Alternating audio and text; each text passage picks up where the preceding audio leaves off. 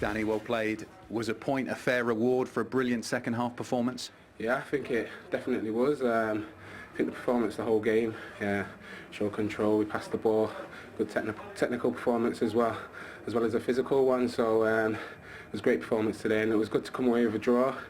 If anything, we felt a little bit down about going a goal down. So yeah, to get the point in the end was big for us. What did the manager say in the dressing room at half-time? Because there was a noticeable change in the energy.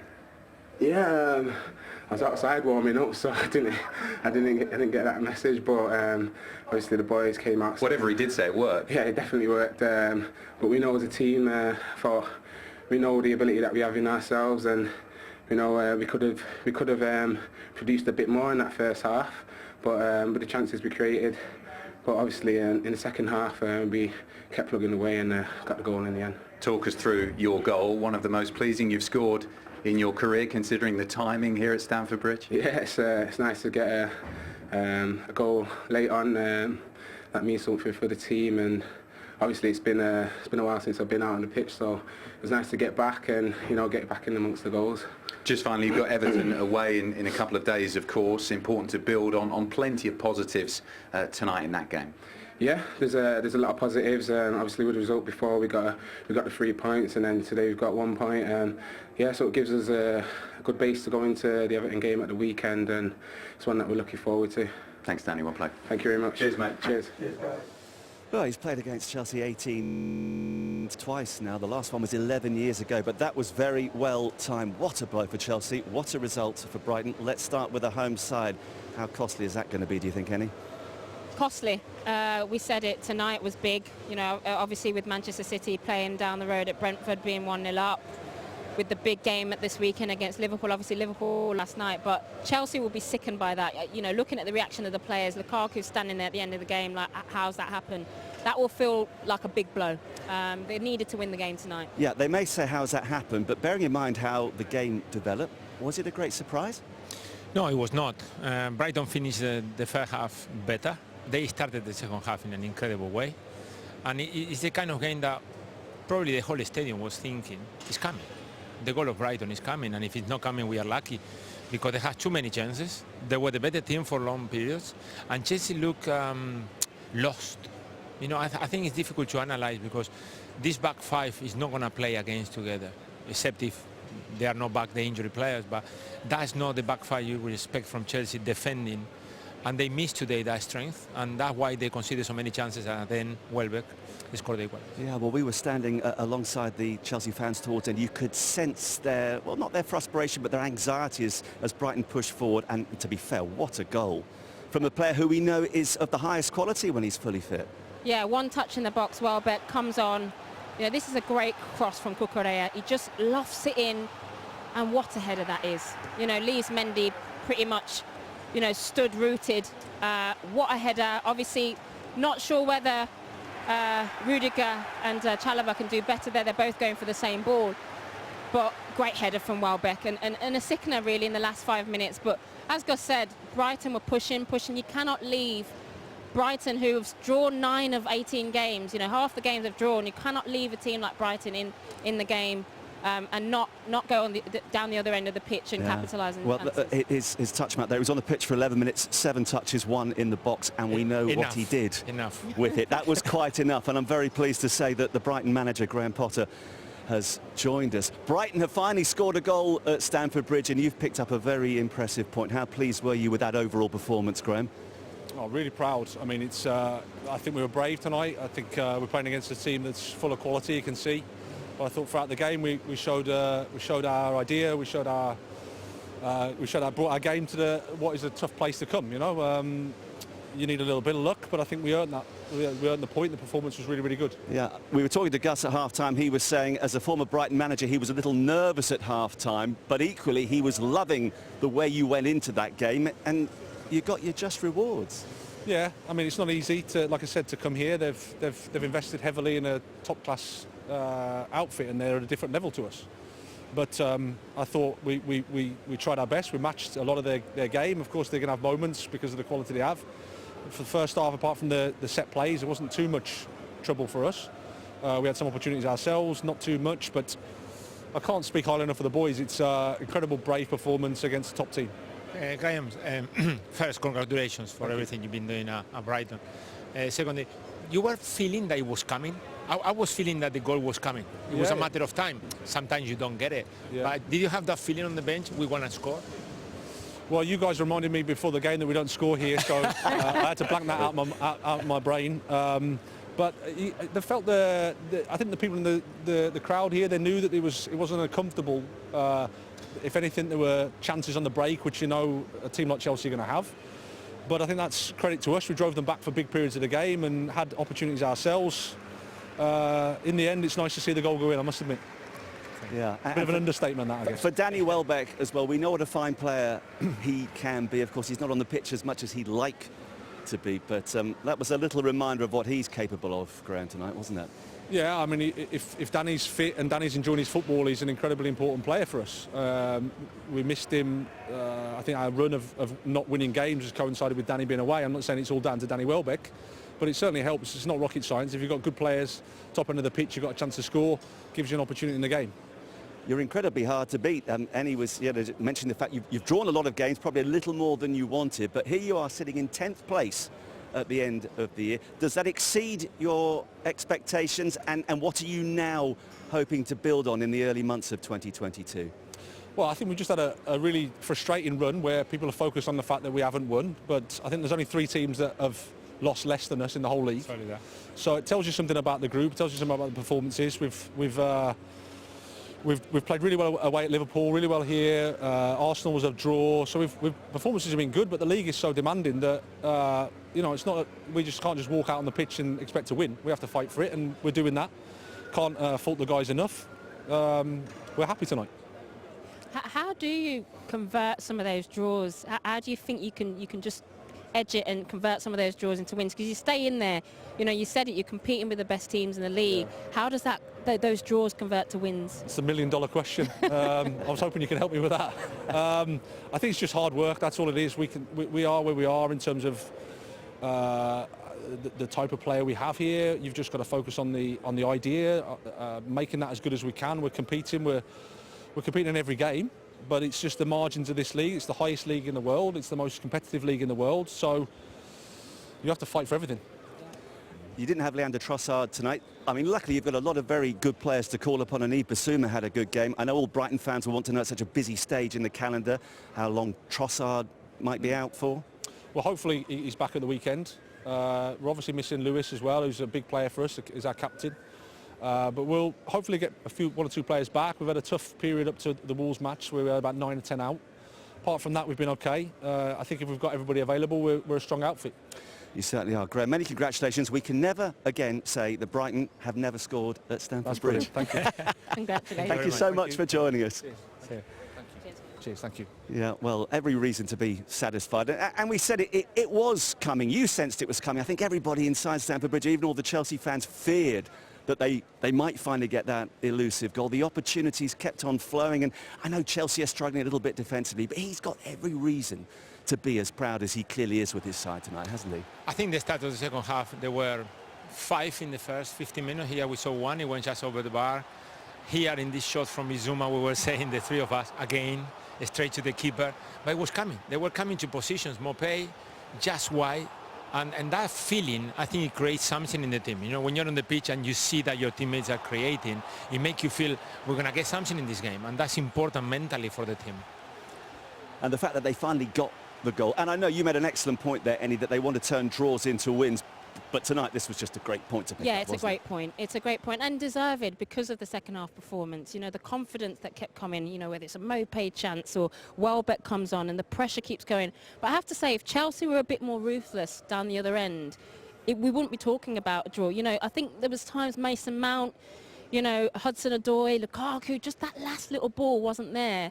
So Chelsea, I think, will be disappointed with that, because there were chances that Chelsea had to finish the game off as well. Yeah, well, there was that one classic moment when Hudson-Odoi burst through. He had options. As you say, it didn't quite happen for them. Had they got the second, it goes without saying, the game almost certainly would have been done and dusted. Yeah, at this level, you've got to be better. Here's a 2v1.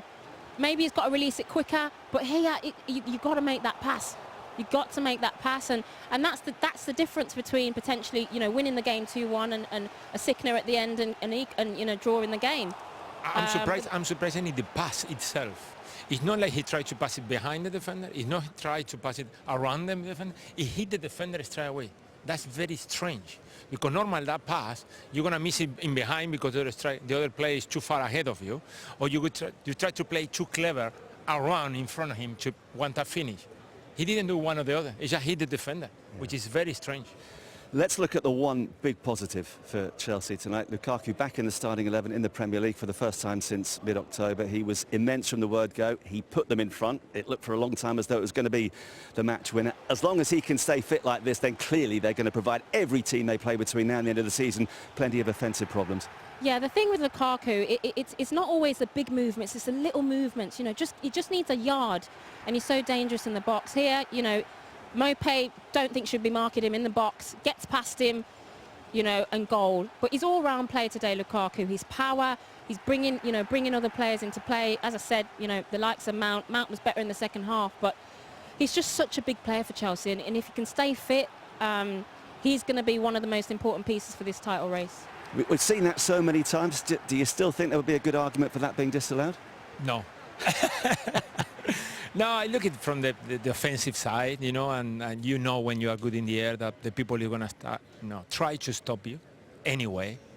And you need to try to get away from the defender anyway. Okay, it looks bad in the replay, but in life it was a total normal action inside the box. Somebody holding you, you try to get rid of him.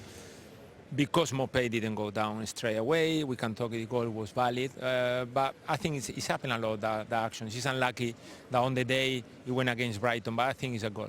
Yeah, and you made the point as well, why was Maupay handed the responsibility of trying to stop Ron? You will mark him next time. And even in the second half, Maupay was still marking Lukaku, so, you know, I'm not sure, you know, what happened on the set-piece organisation. It didn't punish Brighton in the end, but you know, maybe they'll look at that for the next game. It's a tactical of the mix. They try to buy 4 or 5 players on zone, and the other 3 or 4 they just try to you know, make it difficult for the players to run into the ball. Now, to make it difficult, Lukaku to get into the ball, you don't need a small player, you need a massive player. That was the mistake only today, but that's a way of defending. Many teams, they do it. It didn't work for Brighton, but probably it worked before. Yeah, and it was clear right from the word go that Lukaku was up for it. I mean, as I said at half-time, you were up out of your seat from I think the first 60 seconds when he won the first aerial challenge, yes. and I mean, they couldn't really get a hand on him, could they? No, because he's that strong. Look, he won the first header, he went around, he wanted to get in the box. Second one, great touch, he knew the player, he put it in front of the goalkeeper practically. Another half a chance that we forgot, Chelsea in the first half. Another layout, and he's always available and making. I think the first 10, 12 touches of Lukaku were excellent today.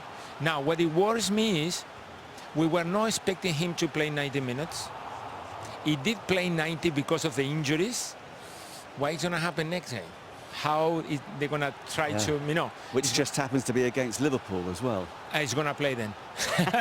He will. He's got to recover quick. It's simple. He's got to recover quick. It started already, I think. Sunday's a massive game, and he's got to play. He's got to start. And we'll expect him to play up front, and if he does, of course, he'll give that Liverpool defence a real handful. But of course, they get a plus in him coming back, but defensively, all sorts of injury problems at the moment. And Reece James, he didn't look good when he went off tonight. Christensen's a concern. You know, they've got Thiago Silva injured a few days ago. This is turning into a major situation. It's a big problem because already we can see that you know, Tuchel is trying to find players to play in certain positions. I was looking a lot with Pulisic playing right wing back. You know, you want to Pulisic there close to the box, but we cannot do it because, you know, they need certain players at the back. And that's something that it worries me, but who better than Tuchel, you know, to tell us in a few minutes about if someone of the players that are injured, they can recover quickly and be ready for Liverpool. Yeah, I think we're going to hear more from them about the use of 5 substitutions, the crazy nature of the festive period, Annie. Obviously, when things go against you, you're going to double up those sorts of arguments, aren't you? This is where the test of everyone's squad really comes. You know, it's a real acid test of the squad, you know, during this period. The turnover of games, the recovery is so important. Even more injuries tonight. You know, this is where players really need to step up. and make sure they're performing. Obviously, Mendy's playing at the weekend. He's going to go off to African Nations Cup as well. Kepa comes in. So there's going to be tests all over the place for Chelsea in terms of the squad. Yeah, a few issues for the Chelsea manager to deal with, and we can hear from him right now because he's talking with Adam Hunt. Thomas, it was a great game for us to watch as a neutral, but how frustrating for you not to come away with 3 points after going a goal up? Very frustrating, of course, very disappointing, because we gave everything. We have enough big chances to decide the match, and it was a very intense match. We need another 2 changes because of injury. So, like in the dressing room, they're like completely exhausted. It's the same subject every single match day now. And we have a horrible decision from the referee. It's a clear penalty for 2-0. Not even checked, so everything against us. What were your thoughts on their goal? Did Danny Welbeck just get a little bit too much space? There's no space for him. There are 2 defenders, there's no space. What do you think specifically went wrong, perhaps in the second half, to let them get back into the game? Because we saw after half-time there was a lot more energy from them bringing the game to you. Yeah, of course, we have 2 injuries. Again, we play with the last drop. We have players on who need normally to be out after 60 minutes. That's the point, nothing else. We saw Reece James come off. What's the prognosis on that? Do you know yet? No prognosis, hamstring injury.